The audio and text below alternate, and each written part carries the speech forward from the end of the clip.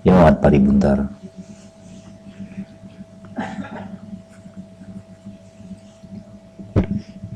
Terima kasih Tuan Wali Ketua.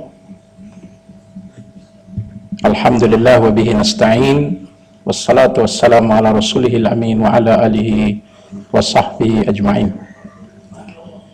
Tuan Wali Ketua, bajet yang sama-sama kita sedang bahaskan ini adalah merupakan satu bajet yang tiba dalam suasana negara kita diuji dengan berbagai ujian. Ujian itu tidak dinafikan sama ada ia merupakan ujian dalaman maupun ujian luaran. Tanpa kita tidak secara sembrono mengkritik dasar dan juga bajet ini, memang kita akui ada perkara-perkara yang kita tidak dapat kawal, khususnya dalam melihat faktor dan suasana dunia yang pada hakikatnya di luar daripada kawalan kita semua.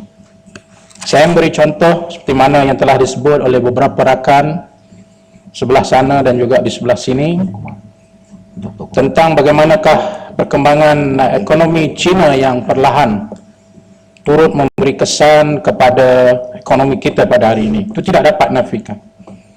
Sehingga kan apabila negara China, ekonomi China dia bersin, Tuan Ketua, maka seluruh ekonomi khususnya di negara kita akan terkesan. Yang kedua, kita tidak nafikan sebagai satu sumber pendapatan negara iaitu minyak telah turun tanpa ada satu kawalan yang boleh kita buat terhadap penurunan ini. Saya akur dengan hujah-hujah dan alasan-alasan yang diberikan terhadap faktor luaran yang di luar daripada beyond our control dengan izin. Selain daripada itu, foreign direct investment sudah berkali-kali disebut tentang bagaimana ia berkurangan khususnya pada negara kita dan tidak dapat dinafikan dalam konteks kuasa dunia seperti US. Kadar faedah yang tidak menentu oleh Federal Reserve yang menetapkan kadar faedah itu juga telah memberi kesan kepada ekonomi kita pada hari ini. Sama-samalah kita akur bahawa ini adalah faktor di luar kawalan kita dan semua kita sedia maklum bahawa dunia ekonomi yang dikuasai oleh neo-kapitalis, neoliberalis adalah ekonomi yang menekan negara-negara yang lemah dan terdedah kepada kerapuhan ekonomi pada bila-bila masa. Namun dengan izin, having said that, Yang di-Pertua, ini bukan bermakna kita dapat lari daripada membuat muhasabah kepada kelemahan-kelemahan yang berlaku secara dalaman. Faktor dalaman yang merupakan daripada perbuatan kita sendiri, dasar-dasar yang kita lakukan sendiri. Tidak adil sama sekali, Tuan Di-Pertua, untuk melonggokkan semua permasalahan ekonomi ini kepada suasana ekonomi dunia lembab dan sebagainya. Kita harus akur secara jujur melalui dhamir kita yang disebut oleh Matang Pauh pada pagi tadi, bahawa tangan-tangan kita secara sedar ataupun tidak sedar melakar langkah-langkah menuju kepada negara yang akan dilanda krisis. Ini berpandukan kepada firman Allah Subhanahu wa taala dalam surah Syura ayat yang ke-30, bahawa Allah Subhanahu wa taala berfirman, "Wa ma asabakum min musibatin fabima kasabat aydikum wa ya'fu an katsir." Sadaqallahul azim. Maksudnya apa yang tertimpa di atas kamu daripada musibah. Kita jangan terjemah musibah hanya musibah jerebu contohnya, ataupun musibah gempa bumi contohnya. Tapi musibah juga boleh berlaku dalam maksud krisis ekonomi dan ujian-ujian kepimpinan. Ini adalah dari perlakuan tangan-tangan kamu. tanggungjawab kamu yang telah menyebabkan semua ini berlaku. Pun demikian Allah memaafkan sebahagian besar daripada dosa-dosa yang telah kamu lakukan.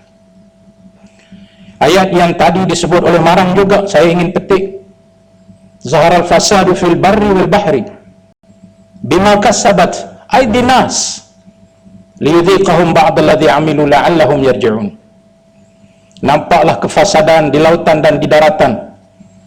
Ini adalah di atas sebab apa yang diperlakukan oleh tangan-tangan kamu sendiri, yakni tangan manusia, supaya dengan itu dirasakan kepada mereka apa yang telah mereka lakukan. Moga-moga mereka ingin sedar. Tuan Dipertua, hanya rahmat Allah sahaja yang berbaki untuk kita sempurnakan dalam menyelamatkan keadaan. Dan saya menyeru kepada rakan-rakan sebelah sana, walaupun tak ramai orang, bahawa kita harus pertama mengaku we have a problem here. Tak boleh kata kita tak ada masalah, atau cuba nak mengelak-ngelakkan, atau cuba nak membuatkan menutup masalah itu dengan berbagai alasan-alasan. Saya minta supaya kita for the first time, dengan izin, mengakulah kita ada masalah di sini. Dan masalah ini perlu first step towards solution is to accept that you have a problem, dengan izin. Langkah awal untuk kita selesai masalah ialah kena mengaku dulu ada masalah. Dan mengaku ada masalah ini akan bawa kita untuk mengatur langkah yang lebih positif, langkah yang lebih proaktif bagi kita mengelak krisis. Dan itu sebenarnya bajet Pakatan Harapan itu yang betul, averting a crisis, iaitu mengelak krisis. Tajuk itu sendiri Pakatan Harapan telah letak mengakui bahawa kita ada masalah dan kita harus elak daripada masalah itu menjadi lebih teruk.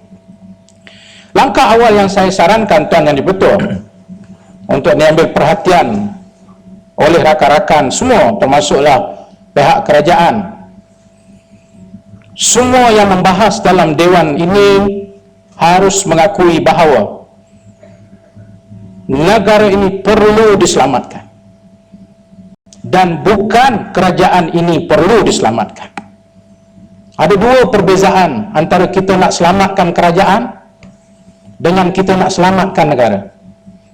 Kerajaan boleh datang dan pergi, walaupun UMNO tak pernah pergi dah berpuluh tahun, Barisan Nasional, tetapi negara ini akan kekal. The country will remain. The government can come and go. Oleh itu, dalam berhadapan dengan krisis ini, yang kita nak selamatkan bukanlah kerajaan, tapi yang kita nak selamatkan adalah negara ini. Maka sebab itu, saya seru kepada semua rakan-rakan, kita mesti mendongak lebih tinggi daripada garisan kepentingan parti kepada kepentingan negara. Saya tidak mahu dalam usaha kita untuk menyelamatkan parti atau kerajaan, maka kita akan menggunakan jalan keluar yang lebih membahayakan negara. Contohnya, untuk kita mengelak daripada kelemahan kita serta kebobrokan kita, maka kita alihkan perhatian supaya rakyat sibuk dengan isu-isu perkauman, contohnya isu-isu kebencian agama, contohnya, sehingga kita mengeksploitasikan isu perkauman, isu hubungan antara agama untuk kita jadikan umpan menyelamatkan keadaan dan menyelamatkan diri kita, sedangkan perbuatan tersebut akan menyebabkan masalah kepada negara kita. Berhentilah daripada permainan perkauman, sebab itu parti amanah negara. Walaupun ini baru pertama kali suaranya didengar dalam parlimen, menyatakan dengan tegas bahawa kami menentang sebarang pahaman perkauman yang boleh merosakkan negara ini. Ya, siapa mau berucap? Sila bangun. Mau komentar? Tidak ada. Tak ada yang bangun. Terima kasih. Mana bisa mau komentar tentang perkauman, sudah tentu semua orang sokong. Tanya betul. Ya, saya teringatkan kata-kata seorang ahli politik. A politician is a person with whose politics you don't agree. If you agree with him, here's a statement. Apa maksudnya? Ahli politik ialah seorang yang Anda tidak akan bersetuju dengan politiknya. Dan inilah kita di sini. Semua ahli politik semua. Apa yang sini cakap, dia tak akan setuju. Apa yang sana cakap, dia tak akan setuju. Sebab itulah orang politik. Kerana, jika Anda bersetuju dengannya, dia adalah seorang negarawan. So, saya mengharapkan biarlah kita menjadi negarawan di sini. Supaya kita boleh bersetuju pada perkara-perkara prinsip. Walaupun berbeza pandangan, walaupun berbeza parti, supaya jangan kita jadikan diri kita hanya politician. Dalam kata lain, dengan izin, a politician thinks of the next election, a statesman thinks of the next generation. Ahli politik hanya pikirkan lagi 2 tahun mau pilihan raya, terus kekal berkuasa. Tapi negarawan berfikir bagaimana generasi seterusnya harus kita selamatkan. Inilah isu yang saya rasa mengheret Dewan ini kepada perkara-perkara yang tidak perlu diheret. Dan yang kedua, kita kena kembalikan kepercayaan rakyat dari Dewan ini, bukan dari luar sana. Dari luar sana kita boleh berbicara atas pentas politik. Dari luar sana kita boleh bergegar sehingga rostrum boleh bergegar dan platform boleh bergegar. Rakyat yang mendengar akan dicurah dengan semangat retorik-retorik ucapan kita di luar sana, tetapi di dalam Dewan ini kita harus bersama kembalikan keyakinan rakyat yang di luar sana. Dan cara yang paling mudah kita kembalikan keyakinan rakyat ialah kita memerlukan tindakan yang drastik terhadap isu-isu yang memalitkan kewibawaan negara. Skandal-skandal yang berlaku, berbagai masalah 1MDB yang kita berbahas panjang kerana kita nak menggantung gelang patah kerana isu 1MDB. Dan ini saya nak beritahu kepada Tuan Yang Di-Pertua, rakyat di luar sana dia tidak kira siapa, dari parti mana, apa yang dia sokong. Tapi percayalah bahawa mereka hilang kepercayaan kepada kita sebagai ahli parlimen. Saya tidak kata kepada Barisan Nasional, saya tidak kata. Saya menyatakan kita sebagai ahli-ahli politik, kita sebagai ahli-ahli parlimen, dalam kita berbicara tentang 1MDB, kita tidak menunjukkan sikap kita untuk mengembalikan kepercayaan. Saya takut satu hari, Tuan Yang Di-Pertua, saya ada tengok di dalam internet, saya tak tahu di negara mana, ada seorang ahli parlimen berjalan, semua tangkap ahli parlimen itu, buang dia dalam tong sampah. Kerana apa? So tidak ada value lagi. Saya tidak mau jalan di Pekan Tarik Buntar atau di mana nanti orang tengok, wah ini wakil rakyat kita, ambil dia, taruh dalam tong sampah. Kerana saya mau kewibawaan Dewan ini serta ahli-ahli parlimen yang ada di dalam Dewan ini. Kita mesti kembalikan keyakinan rakyat terhadap institusi parlimen ini. Kami daripada Amanah Negara dan Pakatan Harapan menuntut supaya mereka yang terlibat dalam skandal ini diheret dan dikenakan hukuman terhadap kesalahan mereka. Barulah rakyat percaya. Ini tak PAC nak bubar, tunggu 3 bulan parlimen baru sidang. Kenapa tak panggil mesyuarat parlimen khas? Ni bekas pengurusi PAC ada, ada di belakang sana Pulai. Sekarang sudah naik pangkat jadi timbalan menteri. Ya, dia dah buat cantik dah panggil dah. Tapi tiba-tiba terhenti. Kerana apa? Ahli PAC 4 orang termasuk pengurusi telah dinaikkan pangkat. Baguslah Tuan Di-Pertua naik pangkat. Cuma saya ingin bertanya kepada Perdana Menteri yang memang kuasa dia untuk melantik mana-mana jemaah menteri atau timbalan, takkan tak ada orang lain. Bukan saya menafikan potensi mereka, minta maaf Tuan Di-Pertua, tapi jikalau Perdana Menteri merasakan bahawa skandal 1MDB ini memalit namanya, memburukkan namanya, maka dia mesti dengan segera memastikan PAC buat rumusan bahawa dia tidak bersalah. Tetapi apa yang berlaku ialah apabila dia lantik anggota PAC, termasuk pengurusi dia, sahabat saya ada tweet kepada dia ketika dia dilantik. Saya tweet kepada dia, Tuan Di-Pertua, sebab saya ni kawan dengan dia. Tahniah kepada dia. Ada 2 saya sebut, tahniah. Cuma saya kata kalau anda kekal terus jadi pengurusi, anda akan dilihat tolak jawatan sebagai kabinet, duduk sebagai pengurusi, anda akan dilihat sebagai ahli parlimen yang paling dihormati dalam sejarah politik Malaysia. Did I not say that to you? Tapi tak apalah, dia hebat, saya tahu dia layak untuk pegang jawatan, saya tahu.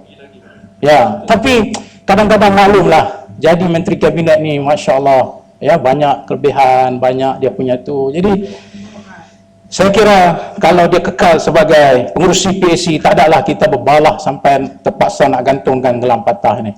Tapi walaupun anda bukan penyebab masalahnya. Tapi gelang patah bukan digantung kerana PAC 1MDB.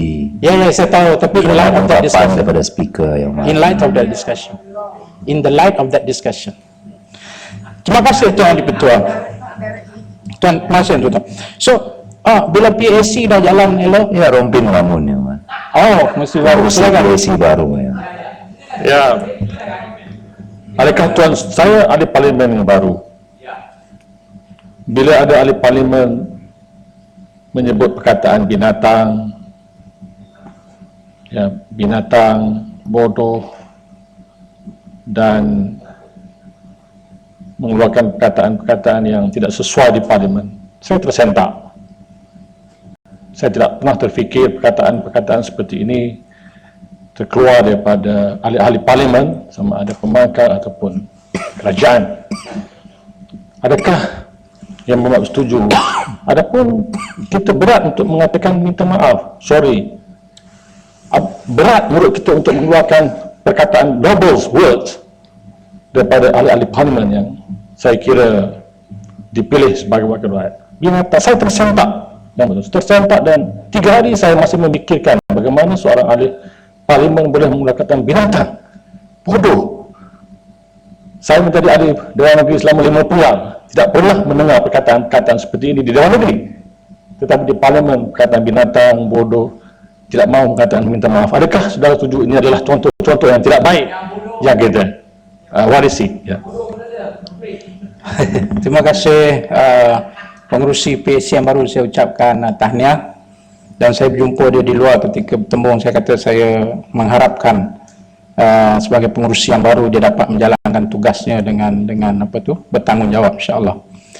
Ya, saya semua orang kenal. Selama ini saya tidak bersetuju pada apa-apa bentuk unparliamentary words, sebab bagi saya perkataan-perkataan itu lebih kepada emosi dan juga triggered by event dan sebagainya. Tapi itu tidak penting sebab dia tak ada kena-mengena dengan yang saya sedang cakap sekarang, bahawa apa yang saya sedang sebut sekarang ialah rakyat mahukan mereka yang melakukan jenayah ini dengan segera dibawa ke pengadilan dan dihukum. Kerana selagi ini tidak berlaku, justice delayed, justice denied. PAC baru nak buat, dia nak kena ni ulang balik dia punya nak panggil balik. Dan kita tengok macam mana 1MDB Tuan Di-Pertua. Saya cuba melihat ini secara objektif, sebab mungkin Tuan Di-Pertua pun tahu saya kalau berbahas pun saya tak suka melaut-laut. Saya suka secara objektif. Tapi bila saya tengok 1MDB, saya merasakan bahawa ada di sana dalil-dalil yang menunjukkan something is wrong somewhere. I do not know where, dengan izin, but something is wrong somewhere. Satu, everywhere maybe, I don't know. Satu ialah kita tengok Suruhanjaya yang sepatutnya membuat siasatan terhadap ONDP. Di mana Suruhanjaya itu, Tuan Yang Ketua? We do not know where it is. Apa konklusif dia? Apa conclusion dia? Dia terdiri daripada peguam negara. Dia terdiri daripada SPRM, pengarah SPRM. Dia terdiri daripada bank negara, gubernur bank negara, ketua polis negara, semua yang negara-negara. Di mana mereka sekarang? I don't know. That begs me. Itu menuntut saya satu soalan. Bukan saya ini sangka buruk, tidak, tapi that begs me question, satu. Yang kedua, kita tengok peguam negara tiba-tiba ditukar, direhatkan, dia pun tak tahu dia sakit. Bila orang ditanya pada dia, adakah anda diberhentikan kerana sakit, dia kata, oh saya sakit tak? Saya pun tak tahu. Ini satu yang paling yang paling pelik berlaku. Dia tak tahu bahawa dia sakit. Okey, tapi saya timbul, kenapa at this moment, kenapa pada saat itu? Kenapa tidak pada saat lain? Yang ketiga, apa yang berlaku pada PAC setelah 4 orang dibawa, dinaikkan pangkat, promoted, dan semua itu adalah sahabat-sahabat saya, dan saya tahu mereka layak untuk duduk di kedudukan mereka. Tetapi kemudian nak menghidupkan kembali PAC itu memakan masa yang panjang. Saya rasa kalau benda ini adalah kepentingan negara, mengapa tidak dipanggil satu sitting khas, dan kami akan hadir, karena ini adalah kepentingan negara. This is a public interest. Ini bukan kepentingan orang tertentu, dan sekaligus dia boleh menyelamatkan pekan daripada andaian-andaian. Selagi tidak ada jawapan, maka dia diheret. You cannot blame the people, you cannot blame the politician, because tidak ada jawapan.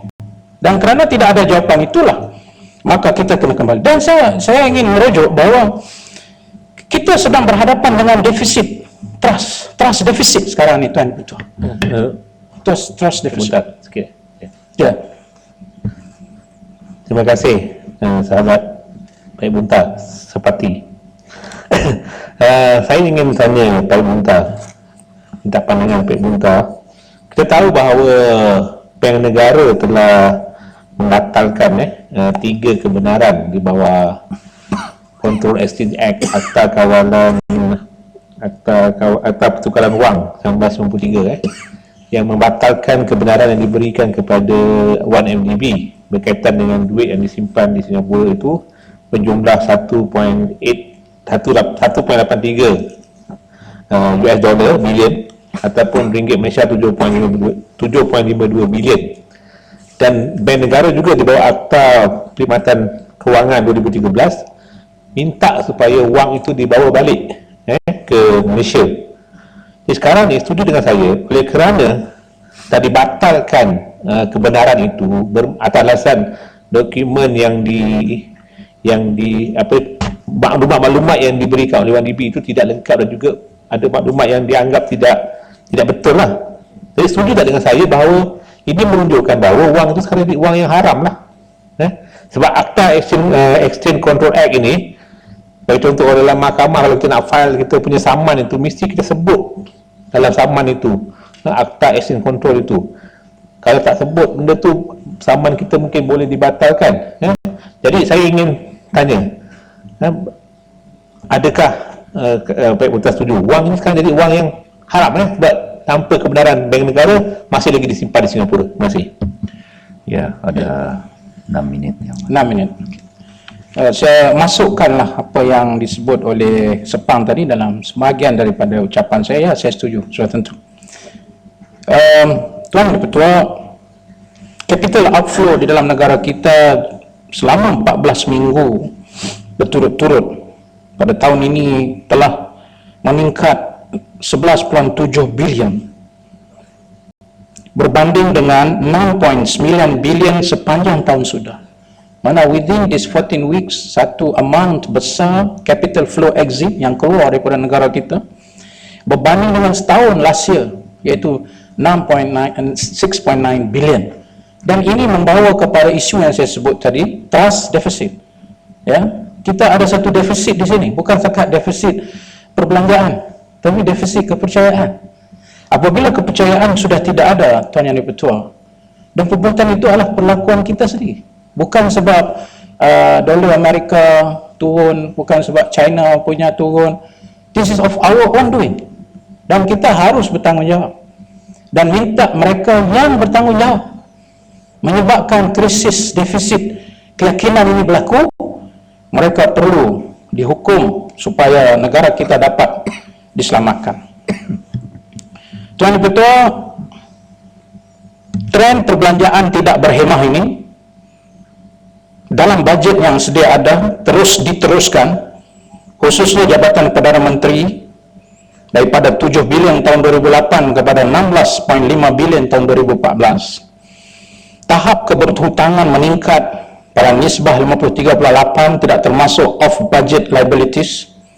Keterisan aliran keluar secara haram illicit fund yang keluar 170.7 bilion pada tahun 2012, dan akumulatif daripada tahun 2003 ialah 1.388 triliun yang menyebabkan negara kita rugi. Dan keterisan ini saya kira perlu ada satu pertanggungjawaban, dan inilah yang saya harapkan ahli-ahli di Dewan ini berbincang, berbahas, bukan mengutuk sana, menjatuhkan sana, menjatuhkan sini, tapi kita ini bercakap tentang negara kita dalam keadaan yang kita nak elak daripada berlakunya krisis. Saya mencadangkan sebagai satu polisi, Tuan Di-Pertua, nanti dikatakan pandai kritik saja tapi tidak ada polisi. Saya mencadangkan polisi kita menyekat keterisan kadar segera, kerana keterisan disebabkan rasuah yang berleluasa dalam pentadbiran kerajaan dapat selamatkan 30 bilion, dan ini termasuk dalam rangka itu menghapuskan perlindungan politik yang berleluasa, political patronage dengan izin. Yang kedua, kurangkan perbelanjaan operasi khususnya pada non-emolument yang membengkak pada 75% antara tahun 2010 hingga 2015 daripada perkhidmatan dan bekalan. Dengan itu penggunaan subsidi bersasar dapat diselamatkan. 3. Kurangkan pinjaman di luar bajet yang tak ada dalam bajet dan itu, tetapi dia off the balance sheet, yang mana pinjamannya agak besar, yang dia walaupun tak ada dalam bajet kerana kita nak jaga defisit dan sebagainya, tapi ia tetap memberi kesan kepada perkembangan ekonomi negara. Structural reform juga adalah perlu, kerana saya selalu tengok di dalam bahasa, saya dah 2 penggal di sini sejak daripada tahun 2008. Benda itulah yang kita cakap, ketirisan, duit pergi mana pergi, itu skandal ini, tapi kita nak selesai masalah, kita tidak buat satu reform. Maka saya mencadangkan structural reform supaya kita tidak jadi seperti mana doing the same thing by expecting the same result is insane. The different result is insane. Jadi untuk itu saya mencadangkan, ini penting tuan-tuan, kita kena pisahkan kuasa Perdana Menteri dan Menteri Kewangan. This is very important. Dan ini kita cadangkan dalam Pakatan Harapan punya bajet, bahawa Perdana Menteri tidak boleh pegang jawatan Menteri Kewangan pada waktu yang sama, bagi mengelakkan kuasa berlebihan pada seseorang individu. Kalau boleh kita praktikkan ini, mungkin banyak kita dapat kurangkan kuasa Perdana Menteri yang ada hari ini. Untuk pelaburan dana sovereign wealth fund seperti 1MDB, Tuan Di-Pertua, saya cadangkan Parlimen hendaklah dimaklumkan, dan Parlimen dirujuk supaya macam di Amerika, tuan-tuan, Tuan Di-Pertua, kalau ada isu-isu yang melibatkan kepentingan negara, dipanggil Presiden, dipanggil State Secretary untuk memberi penjelasan. Kalau bahagian tentera dipanggil expert tentera, kalau bahagian ekonomi dipanggil expert ekonomi. Tapi ini 1MDB 2.6 bilion hilang begitu saja. PSC tak dapat buat rumusan, Suruhanjaya tak dapat buat rumusan. Di mana? Where are we standing now? Standing the eyes of the world kan begini. This is a very serious matter. Ini adalah satu yang cukup serius. Oleh itu, Parlimen mesti diberi tanggungjawab supaya kita tidak mahu ulang lagi perkara ini. Dan ketiga, memperkukuhkan kebebasan, independensi institusi pembuat dasar dalam Suruhanjaya SPRM, pejabat peguam negara, bank negara, dan kami daripada Pakatan Harapan akan menyokong pengurusan jawatan Gubernur Bank Negara Tan Sri Zeti, kerana beliau merupakan orang yang paling sesuai untuk oversee semua masalah ini dan dapat mencari ataupun menjadi orang yang akan bagi jawapan kepada masalah yang sedang kita hadapi. Tuan Dipertua, last sekali ada penting untuk saya sebut bagi mewakili Parti Amanah Negara juga, iaitu agenda Bumi Putra. Agenda Bumi Putra sangat penting saya tengok di sini, dan kita tahu dalam RMK 11 disebut perkara yang sama. Tidak ada benda baru di dalam bajet 2016 kali ini. Cuma apa yang diperlukan oleh agenda Bumi Putra ini, Tuan Yang Ketua, ialah efficiency and professionalism. Bukan sangat bubuh duit banyak ni supaya orang Bumi Putra boleh beli Equinas boleh beli equity. Bukan, itu is not the issue. Isunya ialah efficiency and professionalism. Saya bagi contoh, majlis lembaga pengarah kebanyakannya daripada orang politik. Bila orang politik yang handle agensi yang besar dan kerajaan bagi begitu amount yang besar, macam mana mereka nak efisien, macam mana mereka nak profesional? Mereka akan terikat juga dengan isu-isu politik dan sebagainya. Sebab itu bagi saya, kalau ada mana-mana pengurusi lembaga pengarah, baik tabung haji ke, baik MARA ke, kalau mereka tidak berperanan dan berfungsi, buang saja mereka, ganti yang profesional. Apa salahnya? Takkan tak ada orang yang profesional? Takkan tak ada orang yang lebih baik nak kendalikan agenda Bumi Putra yang lebih profesional dan efisien? Tapi kalau kita masih dengan cara lama, saya rasa agenda Bumi Putra tidak akan ke mana, Tuan Lebih Tua. MRSM contohnya, kita perlu MRSM diperkasakan di pendalaman, khususnya di Timur Malaysia, supaya mereka yang di luar bandar dapat akses kepada pendidikan yang terbaik. Dan saya juga heran kadang-kadang pelajar-pelajar, ibu bapa pelajar daripada MRSM ini terdiri daripada orang yang berpendapatan tinggi, kebanyakannya atau sebahagiannya, tapi mereka tidak membayar apa-apa pun yuran, kerana semua ditanggung oleh MARA. Apa kata kali ini kita buat satu cadangan, tengok siapa yang layak dari segi pendapatan dia, ibu bapa yang layak, maka dia kena bayar satu token sum bulanan yuran kepada MARA. Barulah di sana ada rasa membantu sedikit MRSM bagi menanggung kos mereka, walaupun tidak banyak. Tuan Ketua, akhirnya isu pekerja asing, saya mencadangkan satu tagline dalam Parti Amanah, iaitu memelesiakan tenaga pekerja mahir. Kenapa saya kata memelesiakan? Sebab sekarang yang ada tenaga kerja bukan orang Malaysia, orang Bangla, orang Indonesia, yang mereka ni buat kerja-kerja yang kita panggil 3D, dirty, dangerous dan difficult. Kenapa kita tidak menganjak kemahiran ini yang lebih tinggi supaya rakyat Malaysia boleh duduk di tempat-tempat itu, bagi kita move the productivity forward ke depan, supaya pekerja-pekerja tidak remain unskilled. Dan bila pekerja-pekerja remain unskilled, Tuan Yang Dipertua, maka gaji mereka rendah. Bila gaji mereka rendah, syarikat-syarikat mereka berlumba-lumba untuk mengambil yang terendah, sehingga berlaku penindasan. Karena itu kita rasa bagus sokong kalau kerajaan telah memperkenalkan minimum wages. Itu sangat baik. Itu tidak ada siapa yang nak kata tak baik, sebab kita pun memperjuangkan benda yang sama.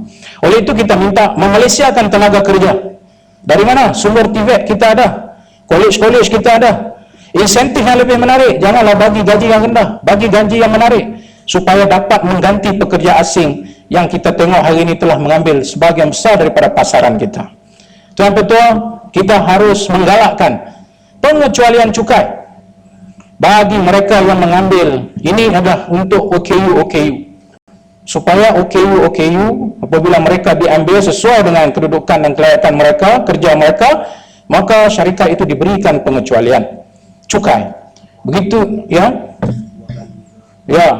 begitu juga penduduk tempatan yang mereka ambil daripada mengambil pekerja asing, mereka juga diberikan pengecualian cukai. Karena sasaran kita pada tahun 2020 ialah mengurangkan kebergantungan tenaga kerja asing 40% dengan menyelamatkan lebih kurang 15 hingga 20 bilion duit yang diremit keluar setiap tahun. Paling bentar, setengah minit.